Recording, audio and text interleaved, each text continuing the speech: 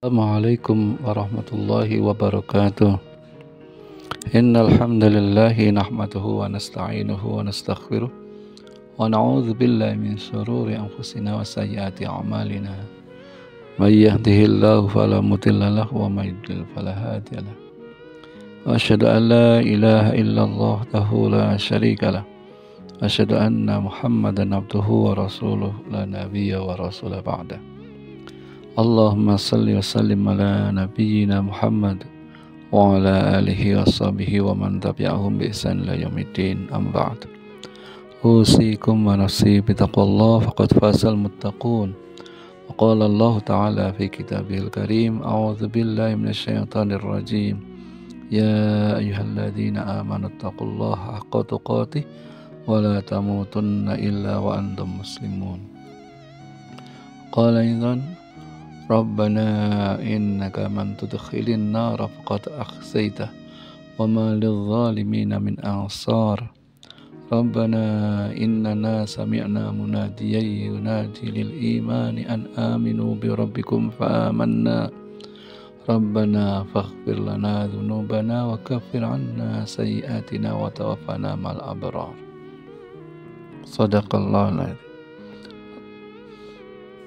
Asatidzah rahimakumullah, bersyukur kepada Allah Subhanahu wa taala di petang hari ini Allah Subhanahu wa taala masih memberikan banyak nikmatan pada kita semuanya, sehingga di petang ini kita masih bisa berpuasa, menunggu untuk berbuka puasa. Asatidzah rahimakumullah, Allah Subhanahu wa taala berfirman di dalam surat Ali Imran ayat 192 dan 193, di mana di situ Allah memberikan sebuah pelajaran buat kita. Dari ayat 192 yang kami bacakan tadi, Rabbana innaka man tudkhilin nara faqad asaita wa ma lidh-dhalimina min ansar. Ya Tuhan kami, sesungguhnya siapa saja yang engkau masukkan ke dalam neraka, maka sesungguhnya engkau telah menghinakannya, dan tidak ada pembela bagi orang-orang yang zalim. Asbabun nuzul dari ayat 192 surat Al-Imran tersebut adalah berkaitan dengan sebagai jawaban atas pertanyaan orang-orang Yahudi yang bertanya kepada Rasulullah sallallahu alaihi wasallam tentang keadaan orang-orang yang tidak menerima ajaran Islam. Orang-orang Yahudi mengajukan pertanyaan ini dengan maksud untuk mencari kelemahan dalam ajaran Islam. Ayat ini kemudian menegaskan bahwa orang-orang yang masuk ke dalam neraka, mereka akan merasakan rasa malu yang besar dan tidak ada yang bisa membelanya. Kemudian dilanjutkan ayat 193, A'udzubillahi minasyaitonir rajim. Rabbana innana sami'na munadiyan yunadi lil imani an aminu bi rabbikum fa amanna.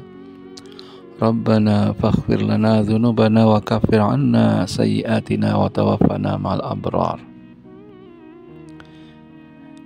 Yang artinya, ya Tuhan kami, sesungguhnya kami telah mendengar seruan yang memanggil untuk beriman, yaitu berimanlah kamu kepada Tuhanmu, maka kami beriman.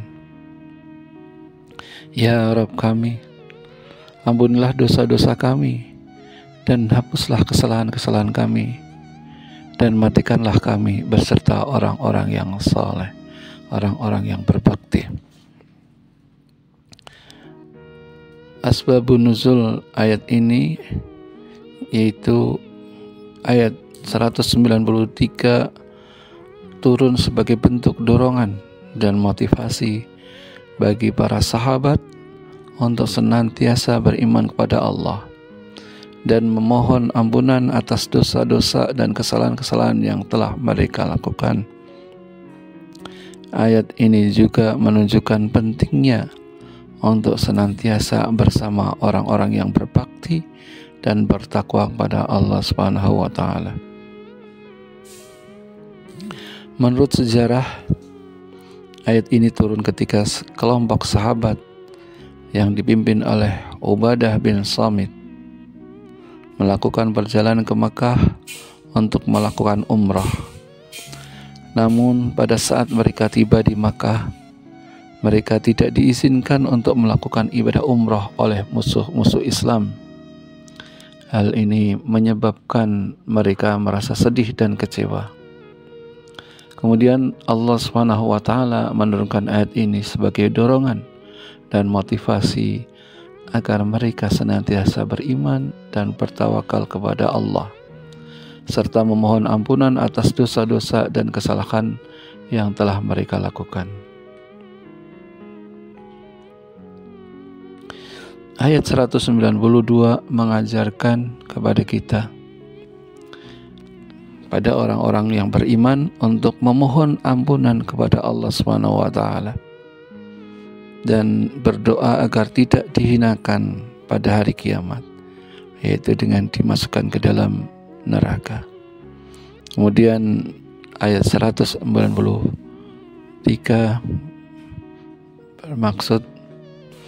bermakna bahwa Muhammad SAW menyuruh manusia untuk beriman, menganjurkan mereka menempuhnya pada asasnya maupun pada cabang-cabangnya.